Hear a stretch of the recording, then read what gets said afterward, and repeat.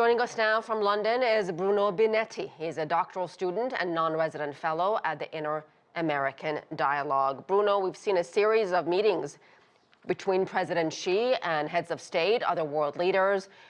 In your perspective, what does China hope to get out of these discussions? Well, let's first put this in context, right? This is the return of Xi Jinping to great power symmetry. We've had three very significant events taking place in Southeast Asia.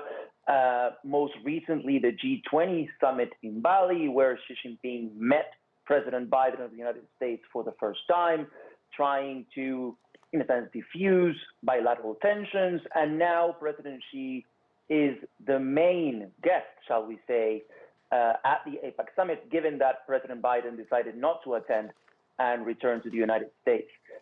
So I think this is an opportunity for China to show that it is committed to strengthen its ties with Southeast Asia and to address some concerns, of course, of South Asian countries, including their reassumption of tourism and full trade relations.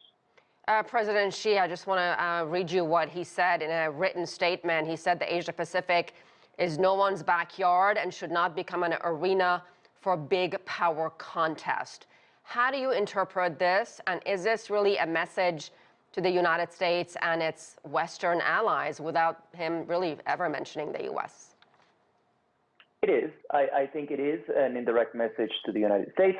It's important to notice that President Biden, during his meeting with President Xi in Bali, also mentioned that he thinks a new Cold War should be avoided. So I think that's encouraging after years of tensions between China and the United States, the trade war launched by the Trump administration. The Biden administration continued on that path with restrictions on the chip industry. So I think this is encouraging. It's a return to face-to-face meetings that usually are much more important than the summits themselves. These encounters provide opportunities for leaders to communicate directly, privately. And I think certainly China believes that being the main economic engine of Southeast Asia, the United States should not try to interfere or to curtail its presence in the region. And of course, this is a global economic conference. What can we expect in terms of trade and on the economic front at a time the global economy is facing a downturn?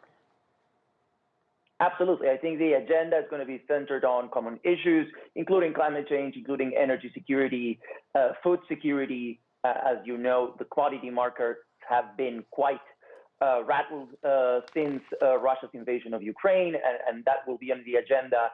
Certainly for Southeast Asia, it will be important to have more certainty about tourism coming from China, because it's a very important market for them. And I would say value chains and how to restore them to their full capacity after the disruptions of COVID are also going to be at the center of the discussion. And Bruno, quickly, we're running out of time, but talk about this region, the Asia-Pacific, its geopolitical significance, where both China and the U.S. have competing interests. That's absolutely true. It's one of the centers, I would say, of geoeconomic and geopolitical competition between China and the U.S. In that sense, the absence of President Biden is remarkable, but I would expect the United States to emphasize its presence in the region soon, and to China to emphasize its role as the main economic actor in Southeast Asia. All right, we'll have to leave it there. Bruno Binetti, thank you.